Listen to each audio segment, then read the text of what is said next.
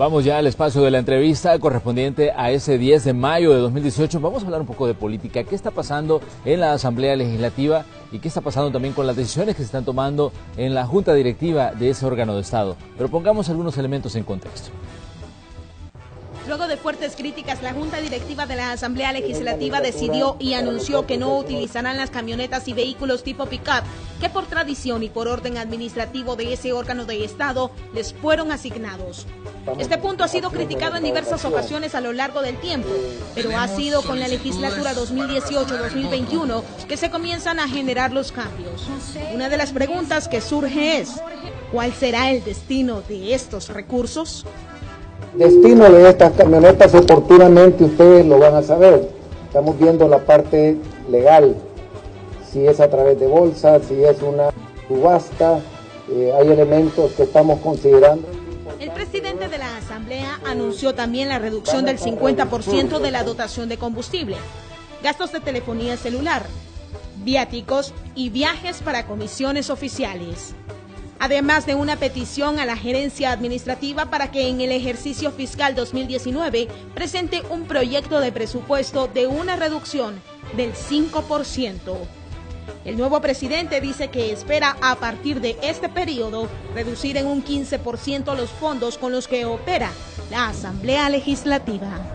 El compromiso es poderlo llevar ahora para el 19 un 5% menos y así sucesivamente 5% por los restantes. Para algunos diputados que conforman la Junta Directiva, la entrega de las camionetas no es suficiente y solo representa una austeridad mediática e insiste en que además deben entregarse los vehículos doble cabina también asignados a los directivos.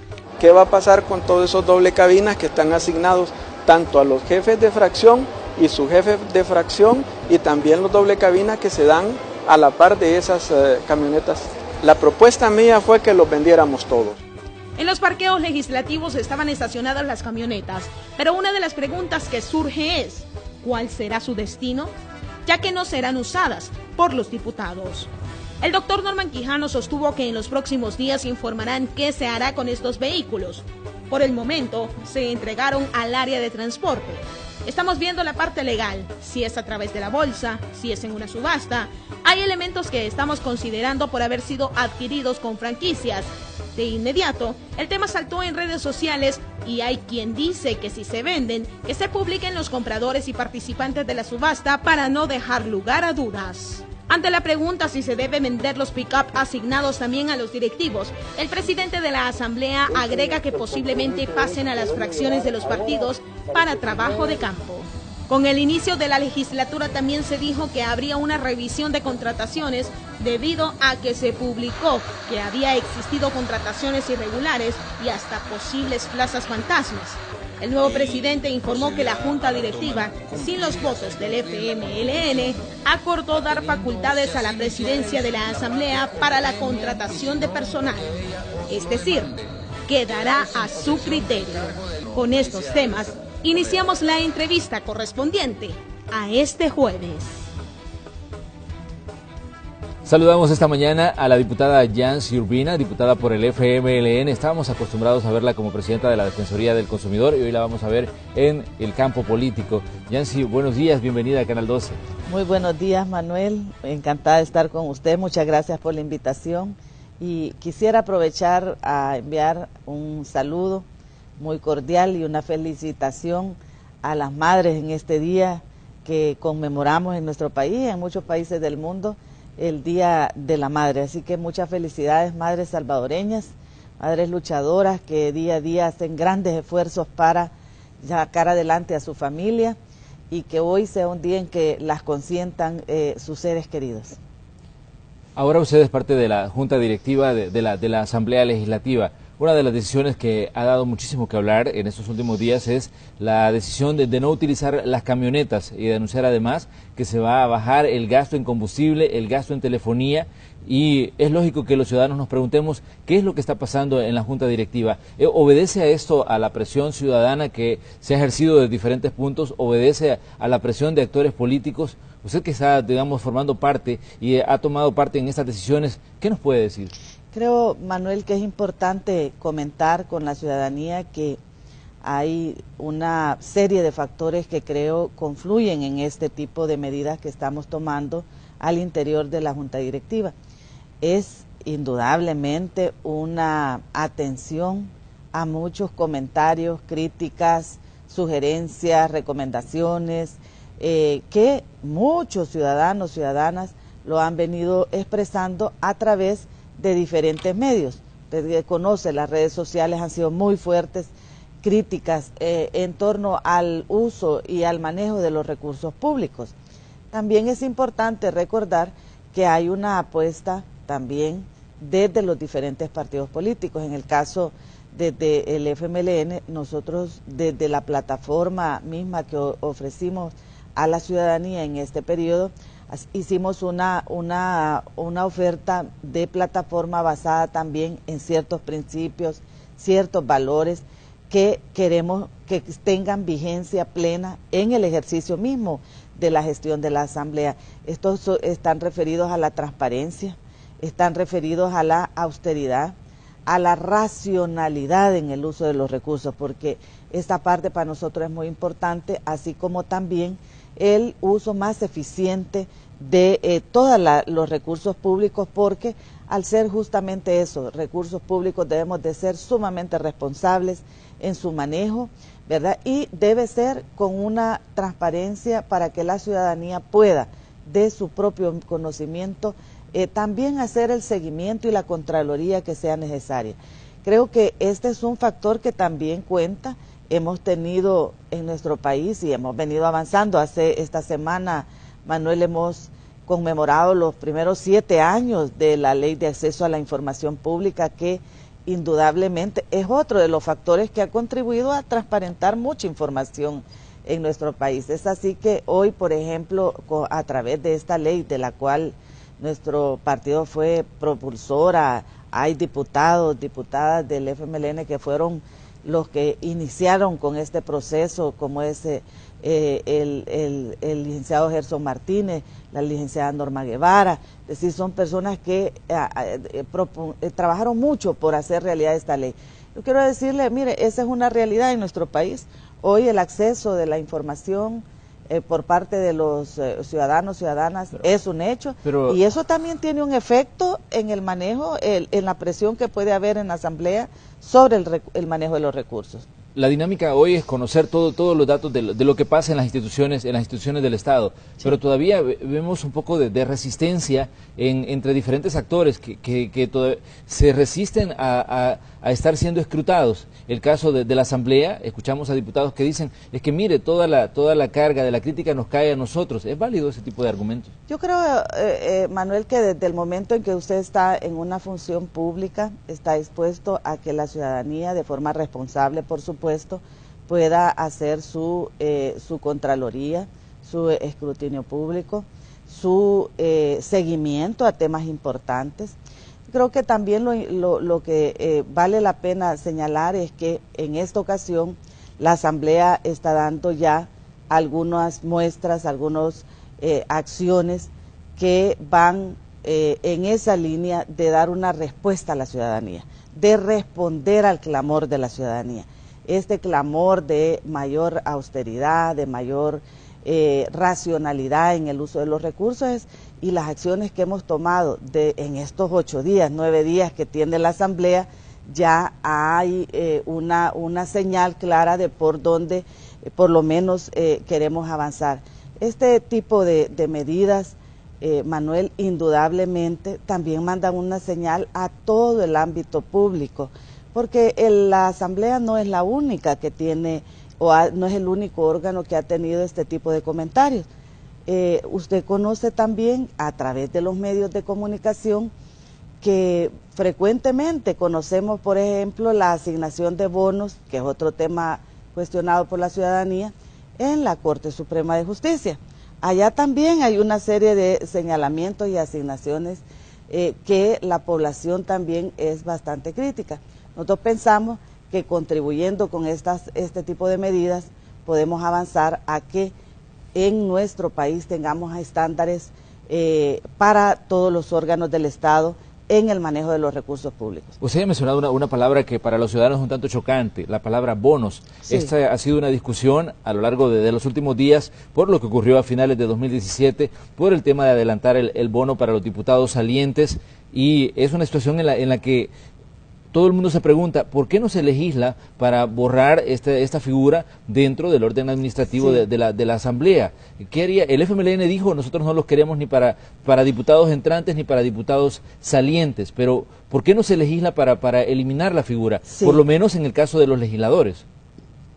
Ese es un elemento muy importante, Manuel, que hay que atender. ¿Cuál va a ser el cambio en la práctica institucional? Porque hasta ahora el único partido, los parlamentarios, los diputados que hemos renunciado a ese bono son los diputados, y somos los diputados del FMLN, tanto los que salieron el 30 de abril como también los que entramos el 1 de mayo. Nosotros tenemos como partido una decisión que no vamos a optar a los bonos. No vamos a tomar seguro médico privado en el caso de que exista. Fuimos la primera, tanto la compañera diputada Cristina Cornejo como mi persona, fuimos las primeras que comunicamos al público en general que esas camionetas no las íbamos a usar, no íbamos a hacer uso de esos recursos, y que lo estábamos remitiendo a la administración de la Asamblea. También tenemos una posición clara con relación al uso de otro tipo de recursos, como es el tema de los teléfonos, como es el tema también del uso del combustible, como también acompañamos ciertamente esa decisión de tener un mayor uso racional de todos los recursos que se manejan en la Asamblea. Ahora, esta es una decisión que nosotras hemos dado como partido, y esperamos que también los otros partidos políticos se apeguen a esta decisión, de tal manera de que podamos también generar un cambio en la práctica institucional, porque hasta este momento en el tema de los bonos únicamente es un planteamiento desde los diputados, diputadas del FMLN, que hemos renunciado a este bono. Y eso es importante que podamos institucionalizarlo, a nosotros nos parece que sí, pero usted habrá notado que otros partidos no tomaron ninguna acción con relación a eso. El tema de los vehículos, ¿cómo estuvo la discusión? Porque si bien al final todos asistieron a una conferencia de prensa donde dijeron no vamos a utilizar las camionetas, pero alguien más decía, dentro de la misma junta directiva, ¿qué pasa con los pick-ups? ¿Por qué no se entregan todos los vehículos y al final nos libramos de la crítica que esto genera? Usted estuvo en la discusión sí. de la directiva. ¿Cómo estuvo esto? Debo comentarle que las camionetas es también un recurso asignado a los diputados. No conozco todos los detalles de todo el tipo, si ha habido antes otro tipo de recursos como estos pick-up que usted me menciona. Nosotros en ningún momento hemos tomado ninguna llave de ningún vehículo de estos, no le podría yo comentar al respecto. Lo que sí le puedo comentar es que toda esta discusión sobre los recursos está siendo analizado y procuraremos que en esta gestión el uso de los recursos que la Asamblea tiene, tanto en vehículos como en otro tipo de combustible, teléfonos, etcétera, tenga un uso racional y apropiado para la naturaleza de la función que corresponde a ese órgano del Estado. Cuando hablamos de la palabra austeridad, algunas personas analizaban el tema y decían que lo que se está haciendo con el tema del uso de los recursos, como las camionetas, como la reducción en el gasto de combustible, como la reducción en el gasto de telefonía, era un pequeño paso en esta materia. Y decían que falta ir al grueso, porque la Asamblea Legislativa se le cuestiona que tenga tanto servidor público. En el caso de la Asamblea cuenta con más de 2.400 empleados, cuando instituciones como el Hospital Rosales, que ha estado también en el centro de discusión en estos últimos días, tiene apenas 1.600 empleados. Efectivamente, esta es una revisión necesaria. Como le comento, tenemos apenas 9 días de gestión. Hemos pedido una serie de informes en la Junta Directiva que nos permita conocer de primera mano cuál es el estado de toda esta situación, a ver si este crecimiento de los servidores públicos en la Asamblea corresponde a una razón programática, a una apuesta estratégica sobre alguna propuesta, proyecto, alguna iniciativa que tiene a su base un planteamiento frente a la ciudadanía, o cuál es la naturaleza de ese crecimiento. Entonces, esas son parte de todas las decisiones que habrá que ir analizando. Como bien lo señala usted, son primeras medidas en estos primeros 8 días, 9 días de funcionamiento de esta legislatura, pero que creemos que puede contribuir significativamente a que en nuestro país también vayamos haciendo giros en esa materia. Debo comentarle que también el presupuesto de la Asamblea Legislativa es un poco más del 1%. Entonces, este es del presupuesto del Estado.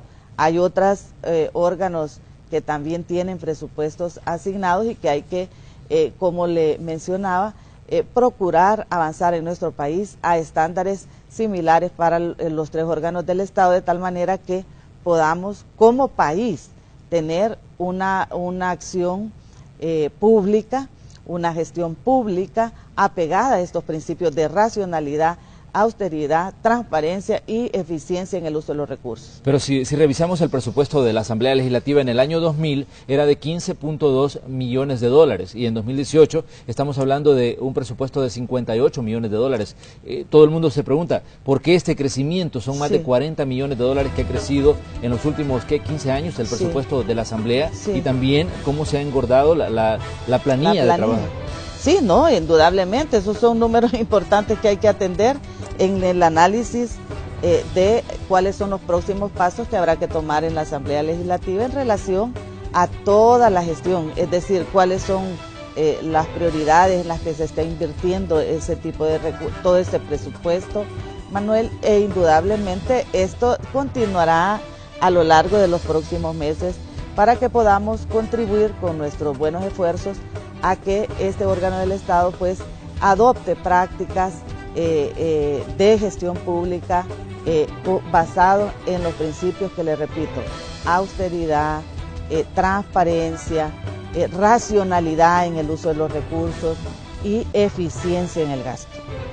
Vamos a hacer una pequeña pausa comercial, les invitamos a que continúen con nosotros, estamos en el espacio de la entrevista de Hechos AM conversando con la diputada Yancy Urbina, regresamos.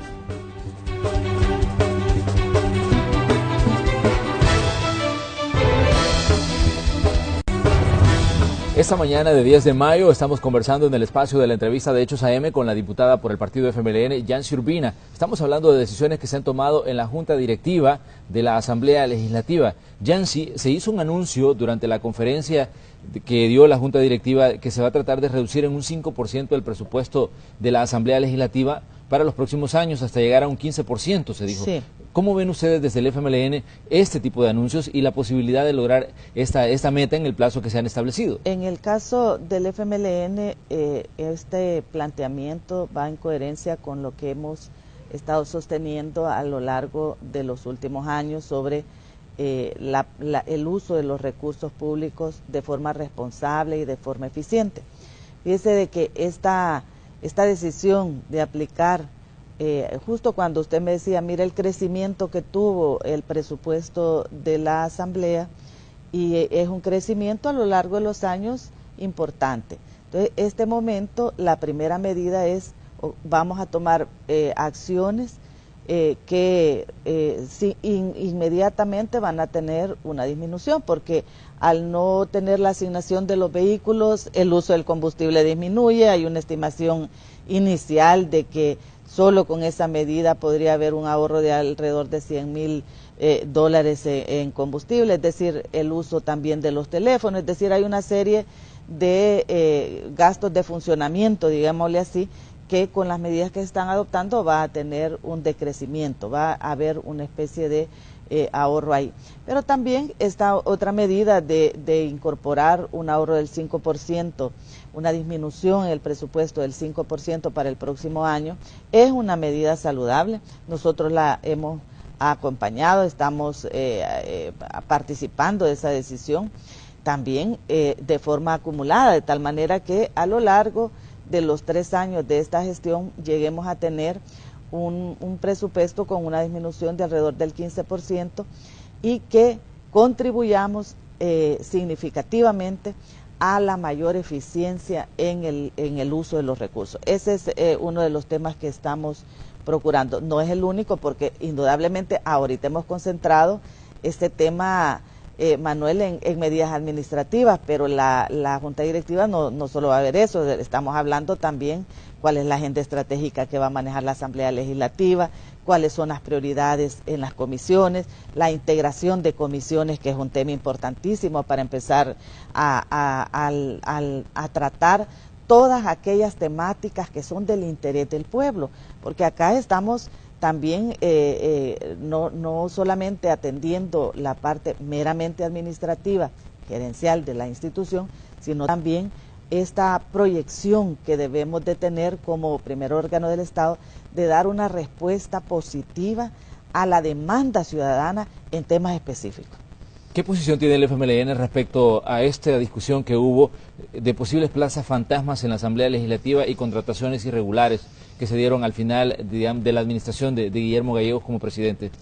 Nosotros al respecto somos cuidadosos de no hacer señalamientos que puedan no tener toda la información a tiempo, no tener un fundamento en información totalmente documentada. Esa información nosotros todavía no la tenemos disponible, no podríamos afirmar una cosa de ese tipo porque eso pasa por contar con una información a disposición de la Junta Directiva. Ese es un tema que no hemos visto en la Junta Directiva. Ese es un tema que hay que examinarlo, analizarlo, hay que verlo y preferimos, Manuel, emitir una opinión cuando hayamos tenido a la vista esa información que nos permita saber si ese señalamiento tiene base objetiva o no. Hubo una presión para la Asamblea Legislativa, una crítica respecto al manejo de recursos y al manejo de fondos, pero también ya hay una crítica hacia otros órganos de Estado, como la Corte Suprema de Justicia, que percibe un 6% del presupuesto general de la Nación. Estamos hablando de una buena cantidad de dinero comparado con el presupuesto legislativo, que usted decía, es un 1% de los 5.000 millones que componen el presupuesto general de la Nación para cada año. Sí. ¿Qué cuestionan ustedes de un órgano como la Asamblea, como la Corte, en este caso, que también tiene, digamos, una buena tajada de los recursos públicos? Nosotros somos respetuosos de todos los órganos del Estado, cada uno, por eso tenemos independencia y también tenemos nuestra propia función y competencia según la Constitución. Ahora, y dicho eso, es importante, hace unos momentos me refería a esto, Manuel, de que nosotros vemos importante establecer estándares que apliquen para todos los órganos del Estado, de tal manera de que como país avancemos a hacer realidad ese deseo de la ciudadanía de que seamos más eficientes en el uso de los recursos, pero que también seamos más apegados a la realidad nacional con el uso de los recursos. En el caso de los otros, particularmente del órgano judicial, es conocido por el público, y eso yo creo que todos lo hemos visto en los medios de comunicación, que también se ventila temas como por ejemplo lo de los bonos, como también se ventila el tema de los vehículos, el mismo señalamiento que tiene o ha tenido hacia la Asamblea Legislativa, también hemos conocido a través de los medios de comunicación. En nuestro caso creemos que es importante por ello establecer estándares que apliquen a los 3 órganos del Estado, de tal manera de que podamos como país avanzar en esa materia, ¿verdad? De tal suerte que todo el servicio público pudiera tener parámetros de uso de recursos similares, de tal manera de que podamos como país aprovechar mejor los recursos que tenemos, dedicarlos a la atención de la demanda de la ciudadanía en los diferentes ámbitos, en educación, en salud, en seguridad, en medio ambiente, es decir, que logremos establecer esos parámetros. Para nosotros eso sería óptimo, de tal manera de que corrijamos esos abusos que pueden haber en algunas instancias. El presidente de la Asamblea decía que no va a haber seguro médico ni para los diputados ni para los empleados. ¿Consideran ustedes que esto debería aplicarse también en el caso del órgano judicial y en el caso de las diferentes autónomas, en el caso del órgano ejecutivo también? Habría que examinar cada situación, porque entendería yo que en el órgano ejecutivo prácticamente si existe en algunas instancias, la mayor parte de los ministerios no tienen seguro médico privado. La mayor parte de algunas autónomas entiendo que sí, que son autónomas que en general generan recursos propios, y este tema hay que analizarlo, pero también es una realidad en el caso del órgano judicial, y en nuestro caso desde el FMLN con el tema particular en la Asamblea, pues nos hemos pronunciado porque los diputados, diputadas del FMLN no vamos a acceder a este recurso. Actualmente no está vigente, porque hay que recordar de que esto tampoco es que esté disponible o ha estado disponible en el último año, y en el caso de que esto corresponde a una prestación laboral, ahí es donde yo creo que hay que analizar cómo se va a dar tratamiento a esta prestación laboral en el caso de los trabajadores. Los trabajadores, el caso de los diputados no. En el caso del FMLN ha generado también controversia la decisión de contratar a exdiputados como asesores. Usted va a ser presidenta de la Comisión de Hacienda de la Asamblea Legislativa. ¿Qué posición tiene respecto a este punto en específico? Y si usted en lo particular va a tener a exdiputados como asesores. Hay un acumulado importante en la gestión de diferentes temas especializados en la Asamblea Legislativa. El caso de Hacienda es un tema muy especializado que requiere una serie de apoyos técnicos y de conocimiento de esta temática. Al respecto, hay una preocupación dentro del grupo parlamentario también de asegurar una transición adecuada entre el nuevo grupo de diputados, diputadas que entramos, con la responsabilidad de atender temas altamente complejos. Y en ello se ha considerado algunos apoyos por parte de colegas que han tenido esa experiencia durante algún periodo. En el caso particular del FMLN, prácticamente estamos hablando de alrededor de 4 colegas que van a dar un apoyo, un soporte en áreas especializadas en la Asamblea. En el caso particular me sigue apoyando, me va a seguir apoyando el diputado Suazo, Víctor Hugo Suazo, que es diputado suplente, es parte del equipo que ha estado atendiendo el tema de Hacienda, y hay también algunos colegas que han estado antes asesorando esta comisión. Es el caso del licenciado Julián Salinas, es decir, hay un equipo que tiene ese soporte que requerimos, y en otras áreas que también va a requerir. Esto indudablemente corresponde a una decisión de asegurar una continuidad en determinados temas que requieren una experticia muy importante. Pero en el FMLN están conscientes que esto los hace también blanco de críticas, porque hay mucha gente que dicen, si no le dieron los votos para que continuara en la Asamblea Legislativa, es porque los ciudadanos no los querían en ese órgano de Estado. ¿Y por qué ir en contra de lo que dice en determinado momento la opinión pública y dejar a esta gente, digamos, en cargos de asesores? Hay en ese aspecto, bueno, una parte corresponde, Manuel, a la decisión de la ciudadanía de no contribuir con sus votos para la elección de estos compañeros. Ahora, eso no implica que ellos no tienen una competencia en determinadas áreas, que es un tema atendible desde el punto de vista de asegurar una continuidad en muchos temas que, como les repito, requieren una especialización. Y le pongo, por ejemplo, el tema de Hacienda. Hacienda es un tema altamente complejo. De hecho, hay varios diputados en la comisión que vienen trabajando eso desde hace años, y siguen permanentemente en esta comisión, usted lo conoce, y esa conformación va a venirse desarrollando. Hay otras áreas que van a requerir, el tema de seguridad es uno de ellos, hay también una contribución allá. Yo creo que en ese ámbito hay que tener en cuenta ciertamente la voluntad popular, pero también hay una parte que tiene que ver con los temas que se deben asegurar en el manejo en la Asamblea Legislativa. Ahora bien, un tema que ha estado en discusión también ha sido el del edificio de la Asamblea Legislativa. ¿Qué piensa usted de esto de poner en una balanza, en un lado el edificio legislativo y en el otro lado el edificio del Hospital Rosales? ¿Qué piensan ustedes como FMLN de esta discusión y este debate que se ha generado en los últimos días? Manuel, ese es un tema del edificio antiguo, porque en este tema, indagando de parte nuestra qué es lo que hay que decidir en este momento, le puedo decir de que la indagación que he hecho con la gerencia de operaciones de la Asamblea Legislativa nos indica que eso fue votado hace poco más de 2 años.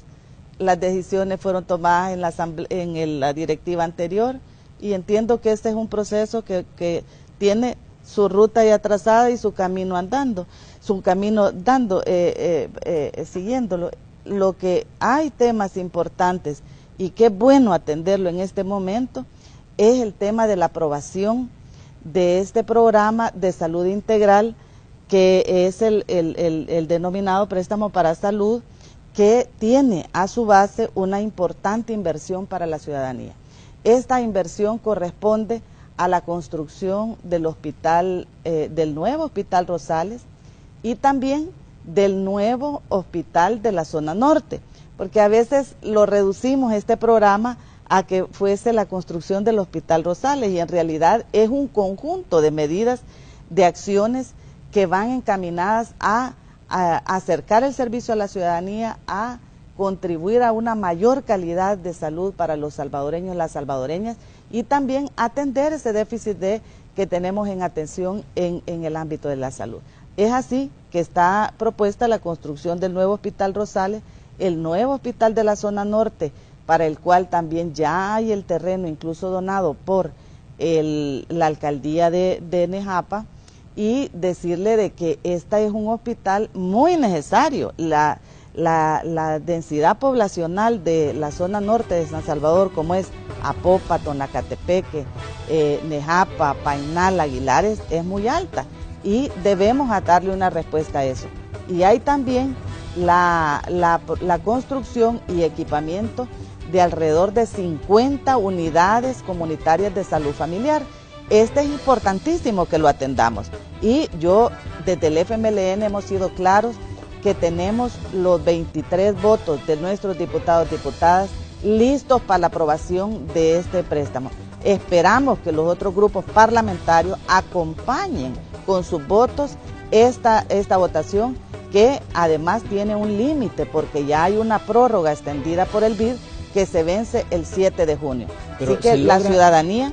¿Se logra o no se logra, diputada Urbina, la votación, digamos, en las primeras plenarias de la Asamblea Legislativa? No, en el FMLN estamos apostando a que esta aprobación pueda salir en el periodo de mayo, de tal manera de que atendamos que esa prórroga que está hasta el 7 de junio, que es un periodo muy próximo, ¿verdad?, durante este periodo podamos tener la aprobación. Desde nuestra apuesta, Manuel, es que en la primera sesión ordinaria de la comisión de Hacienda y especial del presupuesto se pueda atender ya este tema que es tan importante para la ciudadanía, que dicho sea de paso, son parte de todas las demandas también ciudadanas que debemos atender como legisladores.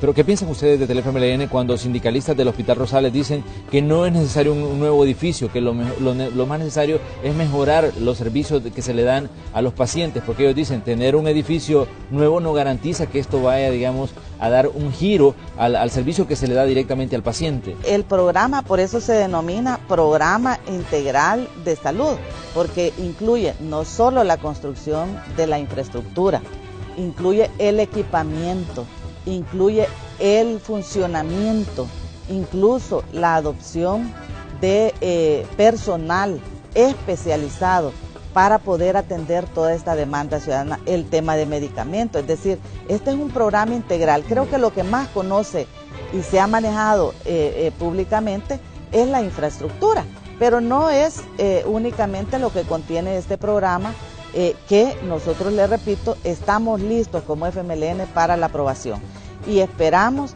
que los otros grupos parlamentarios, los partidos políticos, en especial Arena, que ha sido el que no ha votado por este programa, dé sus votos para que podamos darle también una respuesta, así como estamos viendo aspectos administrativos, aspectos sustantivos para la vida de los salvadoreños y las salvadoreñas.